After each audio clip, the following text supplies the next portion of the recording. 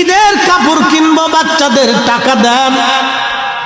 হযরত ওমর ডাক দেয়া বলেন, বিবিরে আমি খলিফা হতে পারি, কিন্তু বাইতুল মাল থেকে আমার জন্য মাসিক একটা বেতন ধার্য আছে। যেই টাকা বেতন পায় স্ত্রী রে, ওই টাকা দিয়ে আমার সংসারই চলে না। ঈদের কাপড় কেমনে কিনে দেব বলো? চিন্তা করেন তো, কত বিরাট খলিফা তিনি। বর্তমানে ইরাক,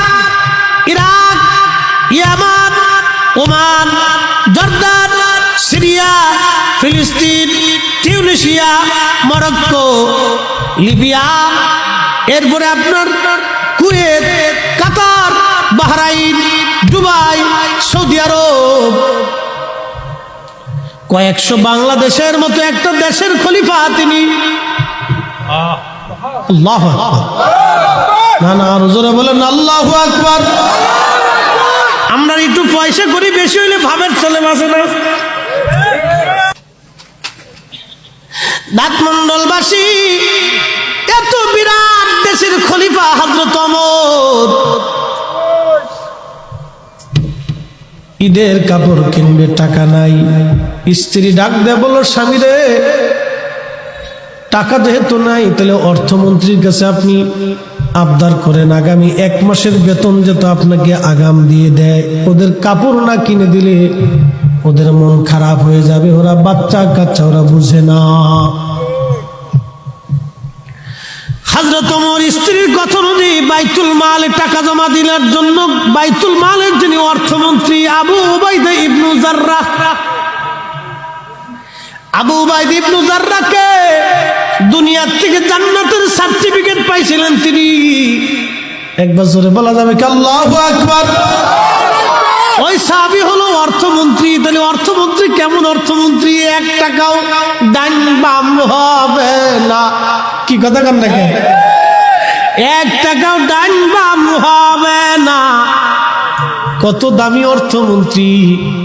আবু উবাইদার কাছে চিঠি লেখছে, অর্থমন্ত্রী আমি খলিফাতুল মুসলিমিন ওমর, আপনার কাছে দরখাস্ত, আগামী 1 মাসের বেতন আমাকে যেন অগ্রিম দিয়ে দেওয়া হয়। আবু উবাইদাও চিঠি লাগছে, খলিফাতুল মুসলিমিন আমি আগামী 1 মাসের অর্থ বেতন আপনাকে আগাম দিয়ে দিব, কিন্তু 2টা জিনিস আমাকে নির্দিষ্ট স্বীকৃতি দেওয়া লাগবে, গ্যারান্টি দেওয়া লাগবে। 1 নাম্বার, আগামী 1 মাস পর্যন্ত আপনি দুনিয়াতে বেঁচে থাকবেন কিনা গ্যারান্টি দিতে হবে। একসাথে বলবেন কি আল্লাহু আকবার? আগামী 1 মাস পর্যন্ত দুনিয়ার মধ্যে বেঁচে থাকবেন কিনা গ্যারান্টি দিতে হবে। 2 নাম্বার, সাহাবীরা বলে, খলিফাতুল মুসলিমিন কাঁদেন কেন? আপনার কি মন বেজার? হযরত ওমর ডাক দিয়ে কয়, সাহাবীরা রে, মন বেজার না, খুশির আতিশয্যে কাঁদি।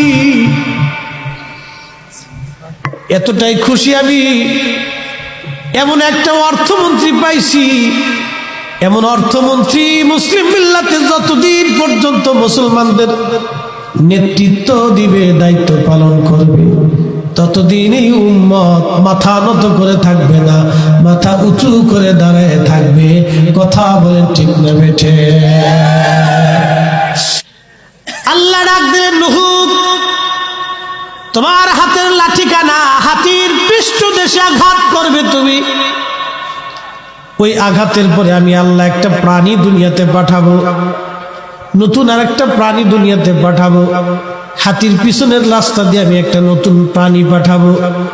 ইমাম ইবনু কাসির আল বেদায়ের মধ্যে লেখেন, ওই লাঠি দিয়ে নূহ আলাইহিস সালাম যখন আঘাত করলেন, তখন হাতির পৃষ্ঠ রাস্তা দিয়ে আল্লাহ পাক 2টা শুয়োর পাঠাই দিলেন এক জোড়ায়, একটা শুয়োর আর একটা শুয়োরি, একটা মানে একটা পুরুষ আর একটা নারী। এই শুয়োর আল্লাহ পাঠাই দেওয়ার পরে দুনিয়াতে আসার সঙ্গে সঙ্গে শুয়োর ওই পায়খানা খাওয়া শুরু করলো। এই জন্য কোন নবীর জমানায় শুয়োরের গোশত হালাল ছিল না, কারণ ওর জন্মই হয়েছে হারাম পদ্ধতিতে।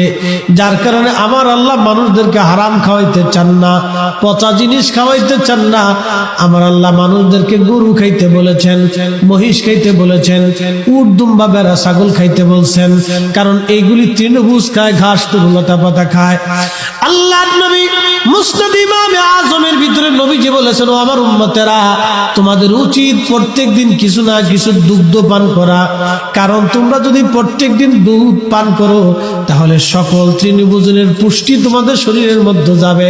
কারণ গরু ঘাস তরুলতা পাতা খায়, এগুলির থেকে দুধ তৈরি হয়, এগুলি মানুষ খাইলে মানুষের শরীরে পুষ্টি যোগায়।